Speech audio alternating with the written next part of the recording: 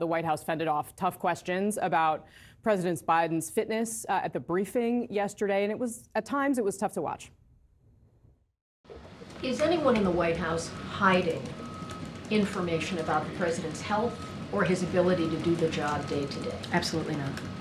As it relates to his medical records, we have been transparent. We have released thorough reports from his medical team every year since he's been in office. That is something that we have been pretty consistent about. Have we been transparent, though, Alex Thompson? I think a big part of this story is how people feel like the White House hasn't been candid.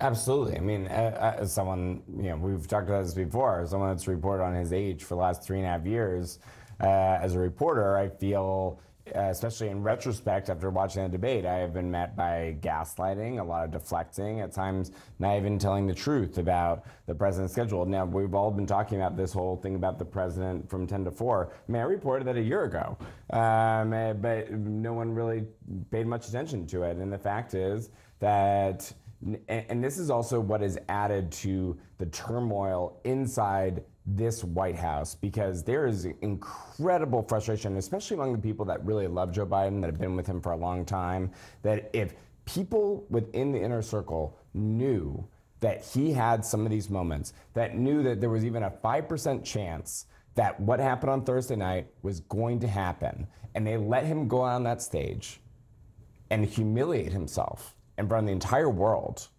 and they let him do it anyway, there is tremendous anger and sadness among the people that have worked for Joe Biden, believe in his legacy, that they let him go out there and do it anyway. But can I just say, but that point is actually exactly why I believe that Thursday night was an aberration. Now we'll see what happens, but the people, I worked for Joe Biden for a long time. I worked closely with all of the people who are closely around him. They care about him. They love him. They would not have let him go out if they believed that that was what was going to happen. So I take the sort of inverse of the argument you're making to reinforce the idea that, it was a historically bad night. It was an epically bad night. But the people around him would not have put him forward to do that if they felt that that's what was going to happen. But do you believe it was really the first time that that had ever happened?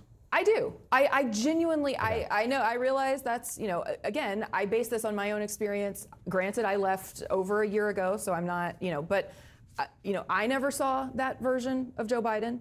And I just don't believe that the people around him who help make these decisions with him would have put him in that situation if they thought there was a chance that was going to happen. Mark Preston? We've written his obituary, and this is political obituary. I mean, again, this is the commentary. Let's talk about how he can survive. Now, where I'm from, Gorman's from, you don't go to a fist fight without being able to really want to knock the person's head off. Joe Biden did not show up at that debate to try to knock Donald Trump's head off. He went into that debate and talked about policy issues. This is not 1970. This is not 1980 or 1990. We are in 2024 right now. Donald Trump has redefined how we play politics. And if Joe Biden wants to survive this, Joe Biden's got to go out there and street fight is what he needs to do. Well, I mean, and isn't that a big part of it, Matt Gorman, though? Yeah. That, they've painted this as an existential moment for the country, and that makes the stakes of Joe Biden having a night like he did that much higher. Absolutely. Again, when everything is democracy lies in, this night or this race, then you're right. Then there's no room for error. And, I think I'll go back to what Kate said earlier in the program. This is not a West Wing episode, right? This will not go as cleanly as I think collectively we all think it will, right? And so let's think about this. So if he has an okay Stephanopoulos interview and an okay press conference, then Trump will announce his VP, and does this kind of get washed away a little bit? We'll see. But I think, the transition from Biden to Kamala, if it happens, it's not going to be some seamless thing. CNN's Arlette Saenz is joining us outside the White House. What are you learning, Arlette, about this phone call that all the staff has been told they need to be on?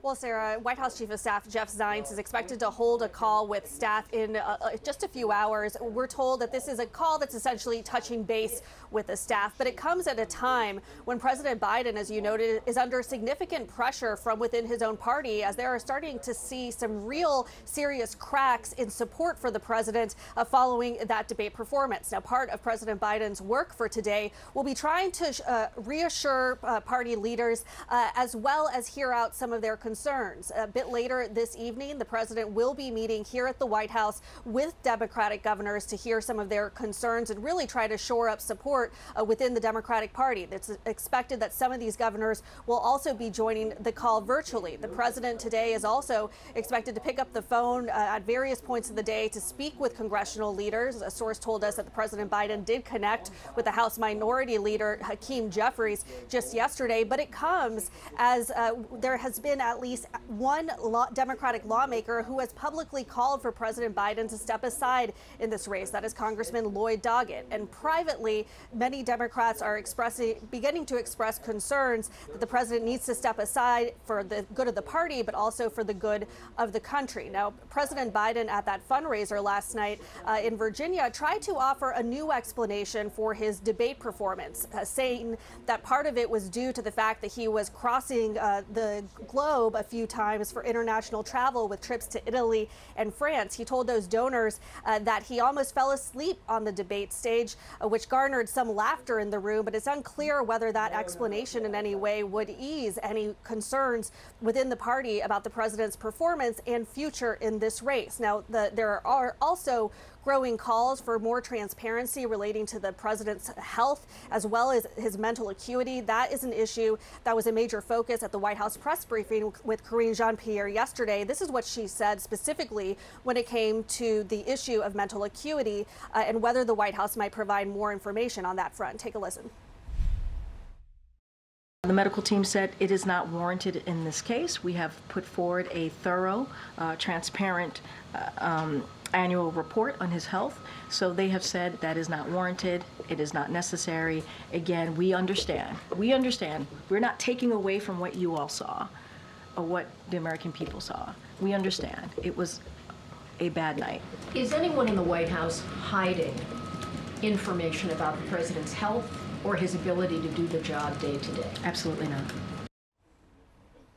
Now, all of this conversation comes as new CNN polling has found that President Biden's standing in the race after this debate stands pretty similar to where he was in polling prior to the debate. But one thing that is also notable in that polling that was released yesterday is that about three-quarters of Americans believe that Democrats would do better in the 2024 election without Biden at the top of the Democratic ticket. Now, the Biden campaign continues to insist the president is remaining in this race today. They are starting their own messaging push, trying to turn the focus directly to former President Donald Trump by releasing a new ad focusing on that Supreme Court ruling on presidential immunity. So for the Biden campaign, they're really trying to recenter this as a debate around Trump, while so many questions swirl within the Democratic Party about President Biden's future at the top of the Democratic ticket.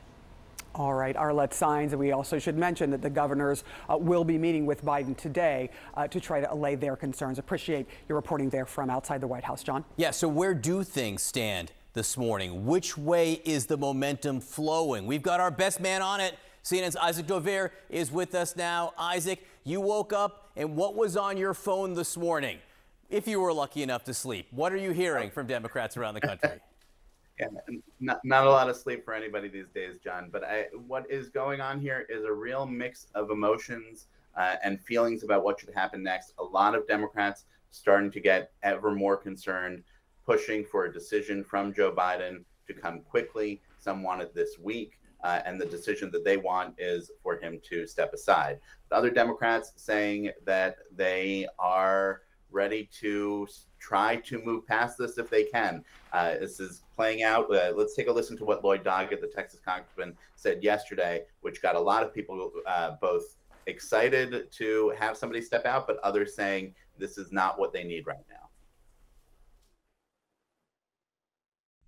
I salute President Biden. I just feel that it's time for him to step aside if we are to be able to protect what he allowed us to gain in 2020. He delivered us from Trump then. He could be delivering us to Trump this year.